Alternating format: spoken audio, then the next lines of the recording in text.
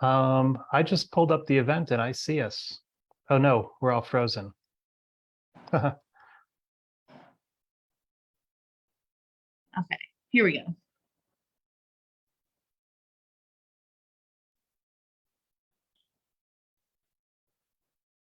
Okay, so I believe we are up. Steven, do you want to check now? Okay, we're still frozen and it looks like it's loading. Okay, I think my connection is not wanting to work super great.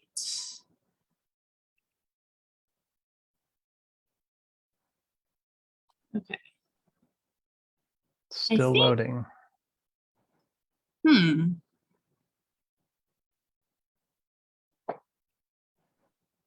going to close it, try again. Yeah, we're still frozen.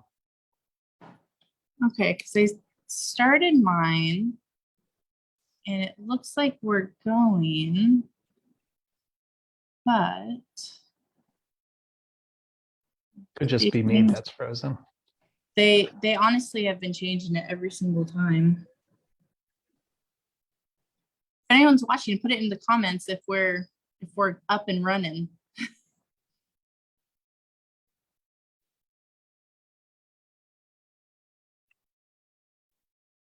Okay. It looks like on my end that we are good. So I will keep checking the comments or my phone to see if we are up. That was really strange. Okay, well, sorry about that, everyone. Computers, you know, they sometimes like to do things that we don't quite understand. So I hope we are up and running. Once again, please write in the comments if we are frozen. And hopefully this all goes well. So hello, everyone, and welcome to the live stream. This is Meryl with Akron Soul Train.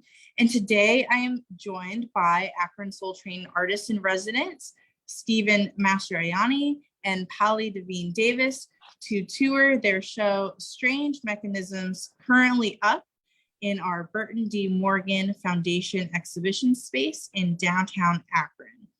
The show will be up through October 15th, so there's still another week to see it in person. Our gallery hours are Wednesday through Saturday from 11 to 4. I'm just gonna check something real quick. Okay, good. Okay, I think we're still going good. Double check. Okay. So a little bit about Akron Soul Train. We are an artist residency program connecting and empowering the community and artists by granting fellowships that provide resources for all creative disciplines to foster a more vibrant Akron. We'd like to thank our sponsors for their continued support: the GAR Foundation, the Akron Community Foundation, the Ohio Arts Council, the Leaner Family Foundation, the Brennan Family Foundation, the Knight Foundation, the Char and Chuck Fowler Family Foundation, and the Corbin Foundation. Anyone viewing, please ask questions by commenting below. We'll get to them probably towards the end of the program because I will be leaving my post at my computer and going around the show with my phone. Also, please comment on any of our videos, how you like this type of virtual programming, because it really helps us bring you the best content available. Okay, so I'm gonna get myself situated so that we can take a tour of the show. And if Stephen and Palli, if you could both introduce yourselves, and we'll go ahead and get started looking at Stephen's work. Okay. Hello, everyone. My name's Steve Mastroianni.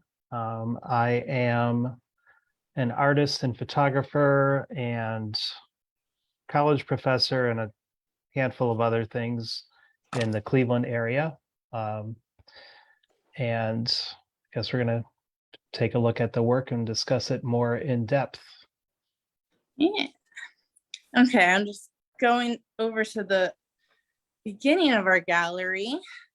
The show is called Strange Mechanisms, and it features both Stephen and Palli. Very different approaches to work, but I do think that the name, we'll talk about that towards the end, I think. And let's go to your first piece, Stephen. We have this one. What was your goal in this residency, and kind of, or can you tell us also kind of what your work is about, how you make Sure. it? So all of these pieces are cyanotypes, and that is a photochemical process. And it's achieved by coating paper with a light-sensitive emulsion. In this case, it's cyanotype, which is a combination of two iron salts that, when combined, are sensitive to ultraviolet light. And the way to create an image, traditionally, you would lay a negative on top of it to get a positive image, or in my case, I'm laying various objects and drawings on top of it.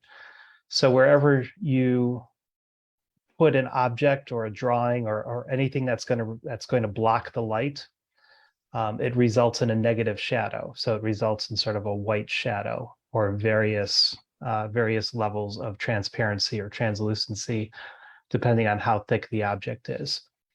So once it's exposed to light, you take all the objects off and you process it. And the cyanotype process is very simple. It takes nothing but water. So it goes from sunlight back inside to a sink and washed off with water, at which point all of the areas that were exposed with light turn that deep cyan blue, which is why it's called cyanotype. And areas that were not exposed to light remain white or paler shades of blue. So I hope that explains the technical process. Yeah. And I think that your work is so interesting because these cyanotypes, they need to be cyanotypes. I don't think that there's another way really to create the work in the same and have the same kind of feel or the same outcome, right? Yeah, so it's part of a larger body of work where I'm working in this medium. It's known as cameraless photography or photograms. You can also do it in a traditional darkroom, but it's very much a process. It's all about putting objects down on the paper, creating sort of like surrogate drawings, and then doing the development to see how things turn out. So it's very process oriented. You don't get to see it as you create it like you would with painting. So it's much more like printmaking, where you kind of create everything in advance and then you see what sort of comes out the other end. Is that exciting for you to see kind of what happens, or is it nerve-wracking? Oh no, that's the best part.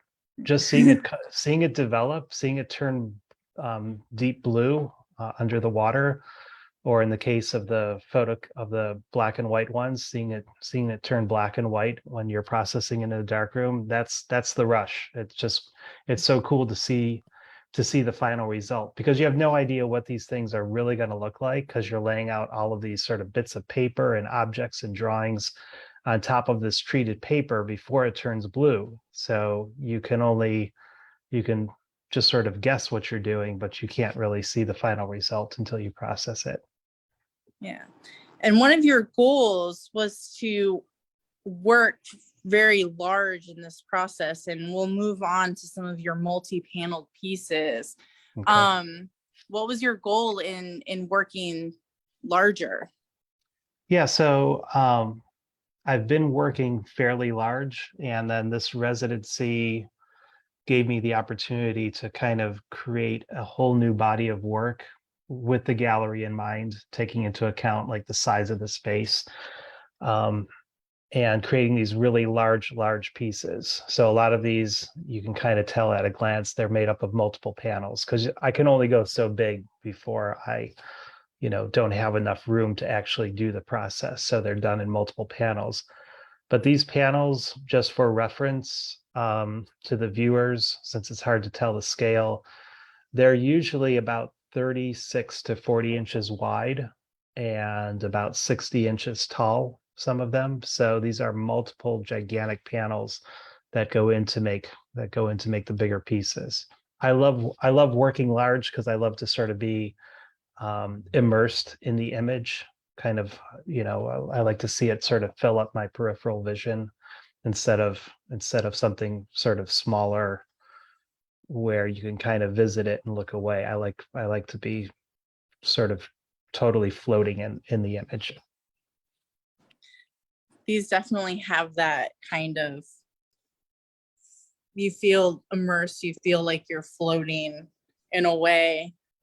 People have called them like space or water, or like something biological or celestial.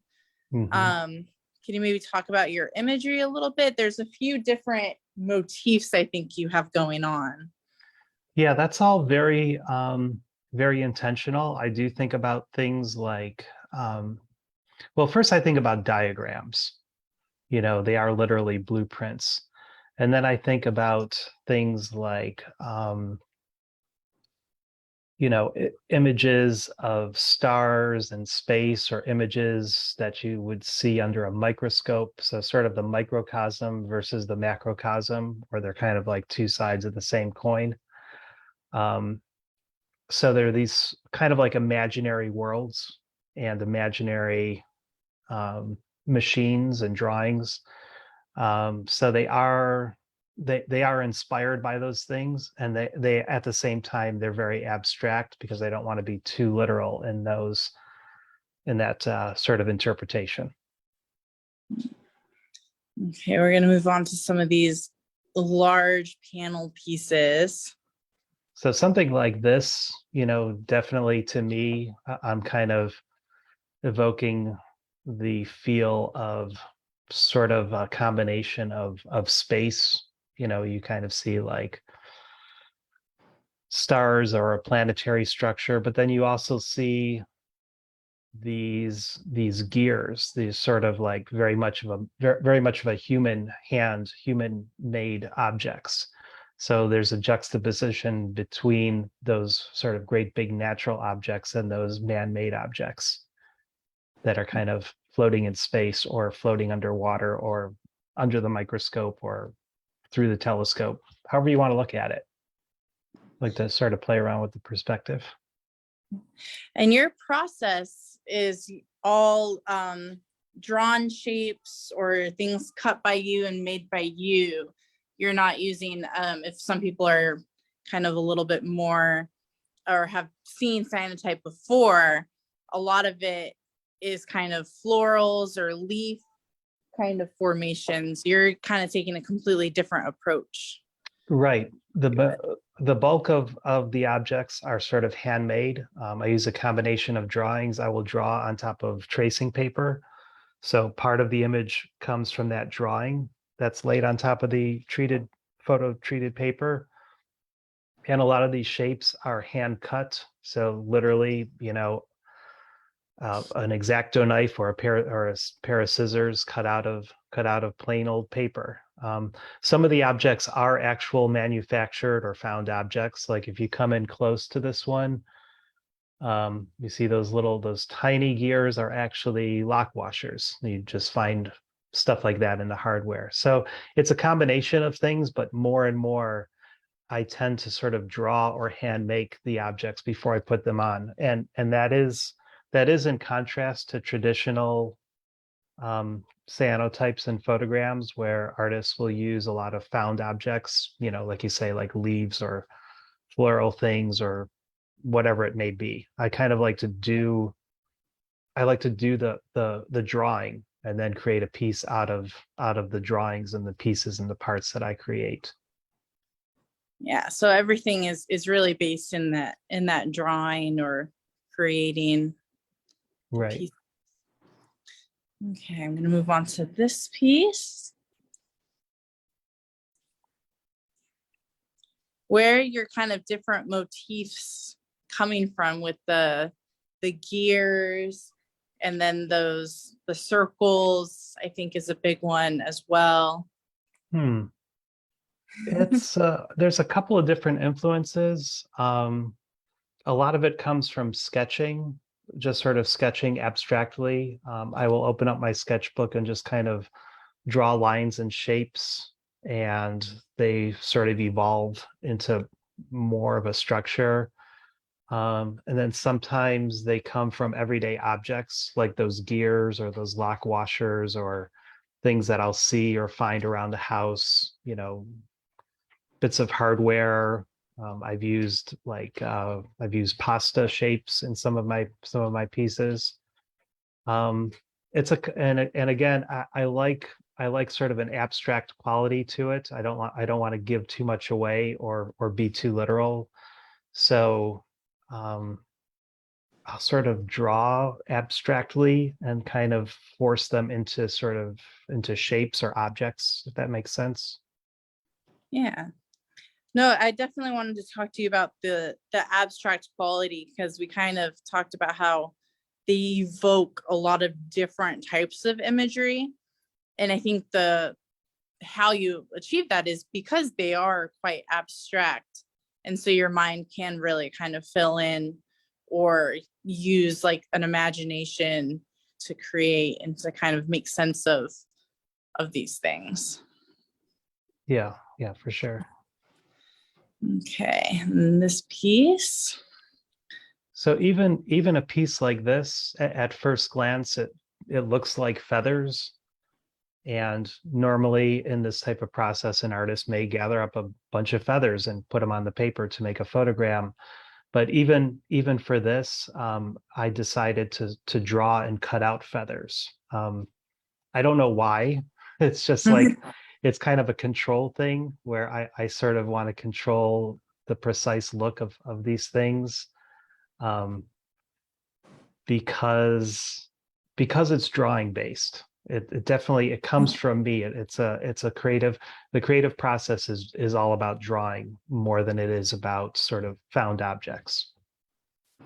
Yeah, and I think it's also maybe like these become less like actual feathers and more like the symbol of feathers. Yes, yeah, yeah. I like that. That's a good way to look at it. Yeah. There's Uh, objects and there's symbols of objects. It's kind of like how you imagine things. You don't imagine literal things. You kind of imagine symbols or representations of things. Your mind kind of makes up an image in your imagination. yeah. And if you don't want to give away this trade secret, feel free not to. But I'm sure I'm not the only one that wants to know how you got the panels to line up.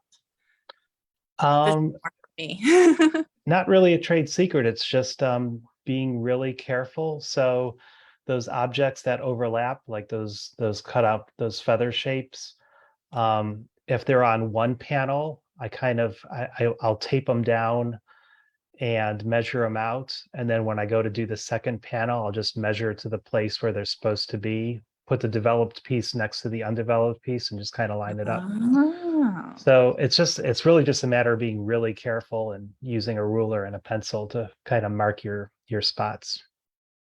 And actually, if you zoom in again, there's also those sort of circles, those concentric circles and Yeah. overlapping circles. Um, this came off of there's two corresponding pieces of tracing paper with those drawings. So those lines are from drawings, and those two drawings on the translucent paper, on the tracing paper, were made side by side on a big work table. So again, Okay. I'm connecting the circles. So each one of these circles was drawn on tracing paper, and then the the drawing marks didn't let the sunlight through, but the tracing Correct. paper did. Yes, exactly. That's so interesting how, because you kind of like learn how the sun works in a way as well, and to kind of trust or distrust the weather or the light, I guess. That's true, because depending on the conditions, it can really change your exposure. If I'm doing these in full sun around midday, it takes about 10, 12 minutes to get a full exposure with really deep blues and good detail. But if it's just a little bit overcast, or if it's later in the day or earlier in the day, the exposure time can change a lot. It could be twice as long, and I may not get as rich of an exposure, as dense of an exposure. So there are some variables. Some of these pieces, some of these panels are not the very first panels I did. I had to go back in and do them several times before I got the correct exposure. Oh, wow. So you also work in photograms, which is a similar process, but using a exposure tape or using a light table or something, right? Using just using photographic paper. So traditional Okay. photographic paper like you would use in a dark room, just traditional black and white paper. So instead of the sun exposing it, it's exposed in a dark room under a controlled light source. And those have to be laid out in almost complete darkness, except for the safe light. The cyanotypes are very forgiving. They're only sensitive to a narrow bandwidth of ultraviolet light, so you can actually lay these out in full light, like inside your house under artificial light, and then take them outside. Okay. Yeah, because I was gonna ask kind of like how those processes that work the same way, how the cyanotype is different, or if it makes you feel any different, or if you have a preference. Yeah, it's more forgiving. I mean, the most obvious difference is the color, obviously, the cyan, because the traditional photograms are usually black and white, unless you're using color photographic paper. So the cyan is the big difference. And then it's easier because you have the luxury of doing it in full light. It's more forgiving. It's also less precise. The exposures on photograms uh, are usually just a few seconds long, and they yield really sharp detail. Oh. The detail's a little bit softer because the exposures are so long, and there's always a little bit of movement under the glass. Oh, that's really interesting. Okay. Anything else you'd like to say about your work while we're over here in the gallery? Or No, it's just it was a great pleasure to be able to work this large and to have a place to put all of these large pieces. It was sort of like something I really wanted to do in the back of my mind, but to have the space to kind of like show off something this big was a unique opportunity that I'm really excited for, and really happy to do it. yeah, I'm trying to get some wide shots so that our viewers can kind of See, they're so understand big. the They're so scale. big you can't even get a picture of it with your camera. Yeah, I'm backing up as much as I can. Like that one there, that is what's 4 times 36, 144 or something It's like about that. Is my 12 math feet. correct? Yeah, 144 inches Uh-huh. wide by 60 It inches tall. So it's pretty definitely, big. it's something that you can fall straight into when you're looking at it, which is just really amazing. Okay, so we're going to move from Stephen's work. Palli, are you still with us? We're gonna kind of move on to you. If you can pop on and introduce yourself real quick. I'm a sculptor, retired museum education curators and docent trainer, whatever. But I've been working in wood since I started graduate school. And I do not any longer make furniture because I don't want the responsibility of engineering for people sitting or lying or leaning on a structure.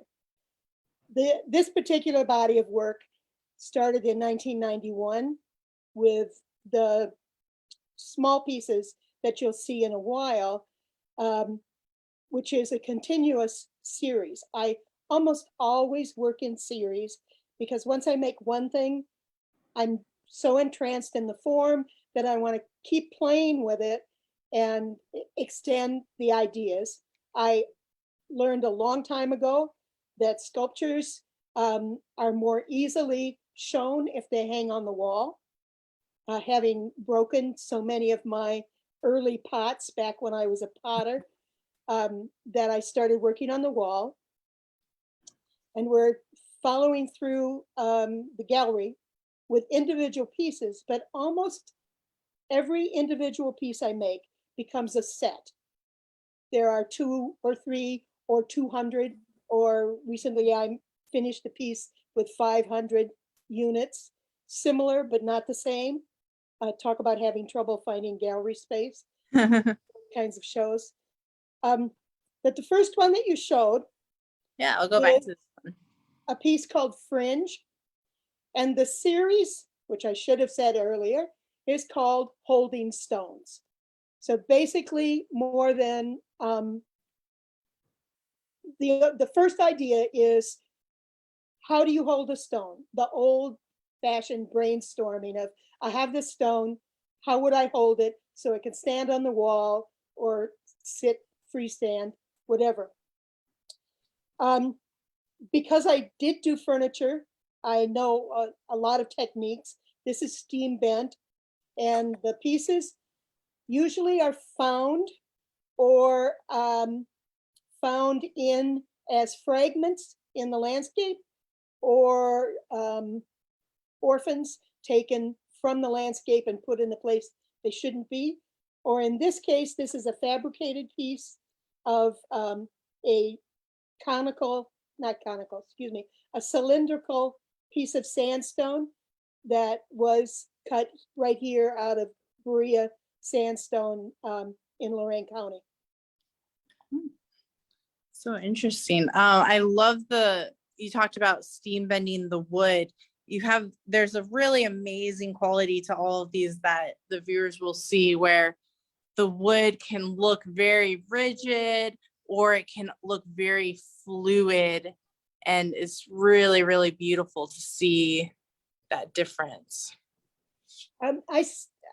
Directly after graduate school, I formed a company called Padala Limited and designed for sale what I called aesthetic objects of play.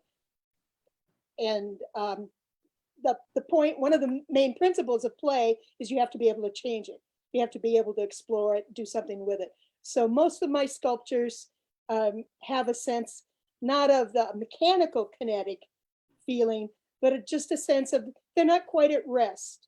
Either they'll move with a little bit of motion around them, or they're just telling you they're very heavy and they have to hang this way. That piece, by the way, was just called Pear, and there are already 2 other pieces like it that use a different kind of stone. That's once again the conical stone. Why do I keep saying conical? The cylinder stones, and I have about 6 more of those. So they're going to multiply in various ways. Okay, we'll move on to this piece on the table. I like to make tables because I want people to examine the work. I want to force them to stay a little longer with it. And one of the ways you do that is to set up an environment that says, this is important. I don't like pedestals particularly because that stands it out and sort of blows the idea that much of this work looks utilitarian. It looks like something you already know. It's putting odd things together perhaps, but basically you can allude to something else. I like the Parson table because it's a very easy table to make. And I often just use a Parsons table, but that's called axle. And it has steam bent parts and then just normal joinery of all sorts. The pieces are sandstone what are called cores that you have to cut in order to find the strength of the stone. When you're building a building and you're buying stone from it, you have to know what the statistics are about it. And they normally have a hole in them. Sometimes I have to put the hole in, but that's called axle. This next one is one of my favorite pieces because it's just so elegantly simplistic. And yeah, it's really, really elegant how it hangs. And the stone looks like it could fall out, but it's just placed ever so gently. And it tells you, do you want to go touch it and pick it up? I don't have a discomfort with that, but I know the galleries do. Having told too many visitors in museums not to touch, my way of not playing that way. But that's just called, what is that called? I can't remember. This one is pouch. Oh, it's pouch. Of course it's pouch. And it has been done, that the idea of some one unit being hanging down and cradled at the bottom has been used a couple of times too. I made a 12-foot, what I call pendulum, that falls directly from the ceiling and sort of freely moves. And I use forms over and over again. And then we're moving on to another kind of hanging form. And this is one of your newest pieces, correct? Yeah. That's called slings, because it just seems as if you would pick them up and then use them like a slingshot, with, of course, cord, not wood. But it also is interesting because the units may have glue in them, but the pieces that are holding the rocks, the strips, are compressed. They don't have glue. I just build a structure that will compress all the ends and directly onto the stick. Yeah, I love how you kind of said that they were like cords, but they're wood, because they do look like they would behave like cords, or like something that you can stretch or swing or something, and not as much like something that we consider kind of more rigid, like wood. Exactly. Yeah, I think that's really, really interesting use of materials. Okay, I'm going to try to see if I can get this whole guy in the shot before I get the close up. Well, this piece is called Big Pod or Long Pod. Yeah. And once again, it's another form that I've used several times with different wood. This is sycamore, what's called deadfall, in meaning I found it on the ground. I didn't cut a tree down to get it. And the rocks are just cradled in there. And there really isn't very much else to talk about once you've said that much. But this, I really like this one because it also just, it looks like, it reminds me of like the peas in the pod. Exactly. And yeah, all of these other forms that happen in nature. Like a catalpa pod. Yeah. Okay. Move on to this piece. This is the first hutch of which is now going to be a very large set. I'm working simultaneously on 11 right now, but I'm going to go much broader than that. But it's the sheer idea of a form that everybody knows, a wooden bowl, and yet making sure that I was making them think twice about it. It's a piece of American ash, which of course is now decimated from our landscape. But when you look carefully, it has these wonderful calligraphic lines. And it's just a beautiful wood to work with. As it dies, as it ages in its death, it changes colors. And it's just glorious. And these will be a great number of them of many sizes, some as wide as 2-3 feet wide, just on the ground as they are imprisoning some rock, maybe saving some rock as much as imprisoning. Yeah. I like that word choice of the rock being either imprisoned or saved or kept safe or protected. Okay. Then we'll move on to this shelf piece, which I just feel like these ones have such personality. Yeah, they're so perky. Yeah. And some are heavier and they're whimsical, you can say that. But they're also just, I'm still making them. I will keep making them. But I don't like one at a time. They have to be, got to show the red dot. But they need to be clustered together. They need to be compared. They need to be picked up, carry them by their handles, swing them as you're walking along. And then they're filled with these small stones from the lake that get pounded around enough that they not just round off their edges, but they become coin-sized pieces. And it's just one of those things that you just can't, you imagine yourself collecting them, and then you find them in a gallery space and you say, oh my God, I would have done that if I thought about it. Yeah, because you kind of talk about this kind of childlike want or instinct to collect cool things on your travels, on your adventures. And I think a lot of people can relate to that idea of collecting really cool rocks that they find and trying to kind of make something or have something that houses their treasures. Exactly. Yeah. Exactly. Okay, and then we'll move on to these little guys, which I think are just very cute. Yeah, these started as small little maquettes, but they're totally impractical to make larger. So I just stopped at 4 or 5 of them. I think I've now figured out what I want to do with them to make them a larger piece. Use them like jewels in a necklace. I'm going to bend a large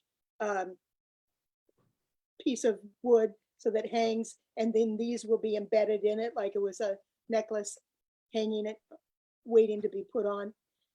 But the other thing is that they're all black granite that isn't anywhere near here, but I can find them at recent railroad crossings.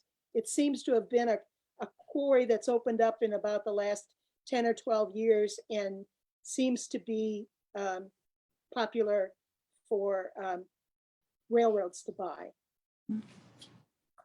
Do all of your pieces start out as these kind of small maquettes and then get put into a larger piece? No, they don't. I don't make maquettes often. This was just the idea of I would like to make some pieces that could be outside public art. And it seemed, wow, these forms could maybe do it, but they can't, I don't think. Maybe out of steel, but then I got to get somebody else. I haven't welded in 40 years, so I would not trust a piece of public art I welded. Okay, and we'll move to this one. This is Carcass, and this one started directly from the piece of stone. It looks like a carcass as pieces and parts have been cut or broken off it. So I wanted to think of a butcher shop, no, a factory that's cutting the main pieces hanging on a hook. And then of course it translates off as fish, and it was found near a pond, so it became Carcass. Yeah. And once again, it just shows that long vertical line that I am so in love with. I absolutely want long dimensions that have interesting terminus at each end. Oh, that's a really interesting kind of visual concept, I think, and that is shown a lot. Do you cut the rocks yourself when it comes to something like this, or? No, one of the rules of this series that I've steadfast worked with for how many years, since 91, I can't do anything but clean the rock. Oh. Results with way too much of my yard filled with rocks because it's some of them I love the shape of, but I can't figure out what to do with. But no, I don't do anything with any rock. I just, sometimes the rocks can come out, sometimes they can't, but I haven't caused that to happen. Okay, and then we have this piece, and I'll go to the title right here. This is the kind of that from the set that started the series called Holding Stones.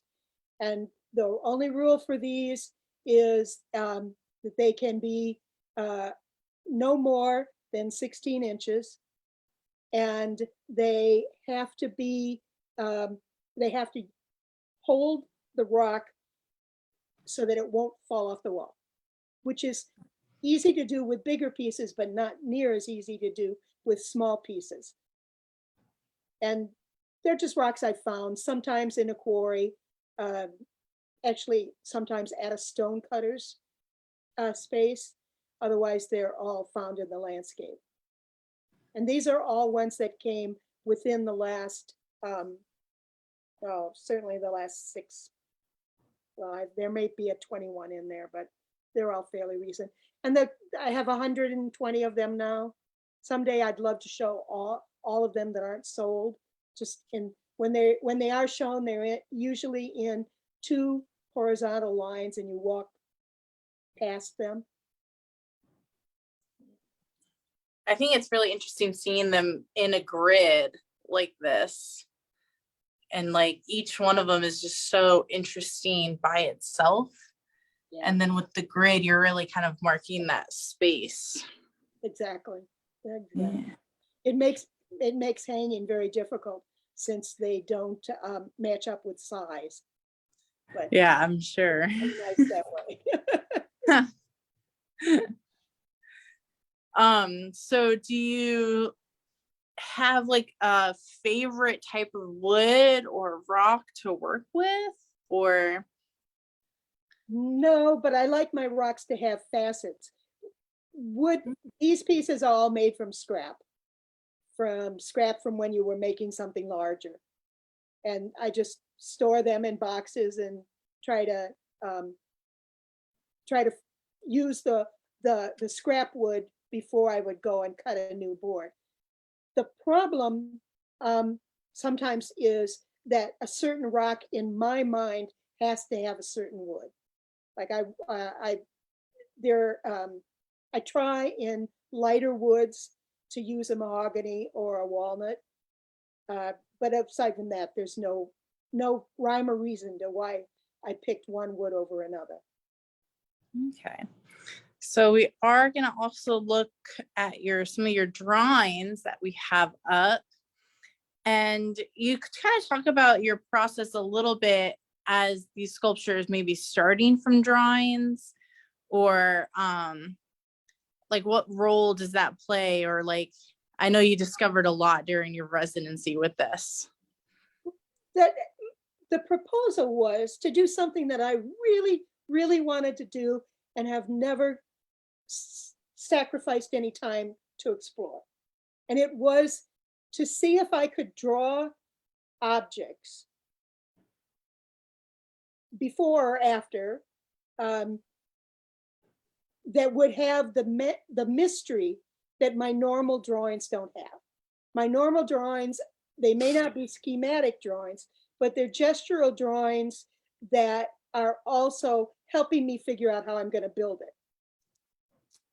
And I want, if you know the work of the drawings of people like David Nash or Martin Purrier, when they make drawings, they keep the gestural look, but they just have such majesty to them.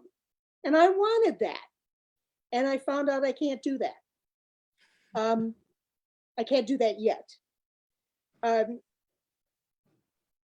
used to be a printmaker, so drawing is not quite as comfortable with me as printmaking is, because I'm cutting the wood in the relief printing.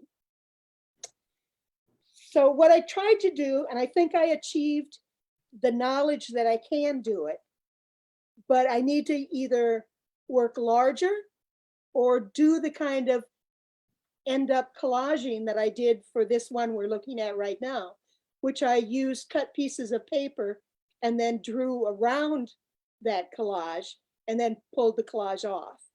It seemed like it was more of a process to me. I have to touch the material and I have to manipulate it, whether it be wood or now I'm finding out the same with paper. I think that's like really, really cool, important discoveries to make about you, about your work, about how kind of your mind works, or about how these pieces have to be in a way in general. And like this piece kind of goes right with this, with the hutch piece that's right across from it. It is of a piece that is in that collection, but different shape, tall and taller and whatever. And I think that gesturally I worked that all right, but it still didn't inform me in the I keep using the word mystery, but it defined the piece, but it didn't give me room to move past that, or actually not get there to the definition. Oh, that's so interesting. Okay, well, anyone viewing, this would be a great time to think of any questions for our artists as I kind of slowly make my way back to my computer. And Stephen and Palli, if you guys have any questions for each other, you can kind of formulate that. I'm gonna walk backwards so that we get one last view of all this great work in our gallery. I do have a question for you, Stephen. Oh, okay. I think I heard you say glass, but I'm asking, how do you carry these out to the sunlight? And is there a sheet of glass as big as that print? Yes, I have a sheet of acrylic, actually, not real glass, because I would probably drop it and kill myself with it. So I have a sheet of acrylic. They come in 40 by 60, the extra thick ones, the ones that are like a quarter, not a quarter. Is that right? It's the thick stuff. So the paper, first the paper is laid out on a piece of plywood that's also 40 by 60. Then I put the objects on top of it, then sandwich the piece of acrylic on top of it. Sometimes I use clamps, and I roll it out on a rolling cart. These ones are so big, I can't carry them. So what I did, I was fortunate enough to have access at the Cleveland Institute of Art, where I also work, and I assembled these, in the photo studio, and then wheeled them down to the elevator and then out the loading dock. So it was like one long rolling process to roll them out into the sun, because there's no way to carry these things without tipping them, or it would take like several people, and you can't get it through a doorway. You actually need the loading dock. So that's how that worked. And you have to watch carefully to make sure they stay where the plexiglass keeps the pieces where you want them to be. Yeah, stuff can kind of one person. Right. So stuff can kind of move around if you're not careful. That's why I want to clamp it down. Vibrations will make little objects sort of roll around under the glass if they're not completely tightened down. So yeah. Clamps or C-clamps? Yeah, just big like gator clamps, just the spring-loaded ones. Yeah. And the glass, the acrylic itself is pretty heavy. It's, you know, it's not going anywhere. But when it you're might, working as that. you're lowering it, move it around with a little bit of air rush or whatever. Yeah. Oh yeah. To actually put the acrylic onto the piece when there's lots of little bits of cutout paper is really tricky because the air pushes it around, and also the static electricity will make pieces of paper jump off and stick to other things. So that actually that's usually a two-person job if I can find an extra set of hands to do that. Do you have to do them at the same time when you're making the different panels, or can you spread it over a time period? They're spread out. You know, I might do a couple on one day and another one the next day. Always sort of waiting for that midday sun for this particular series, so that I get a really good strong exposure.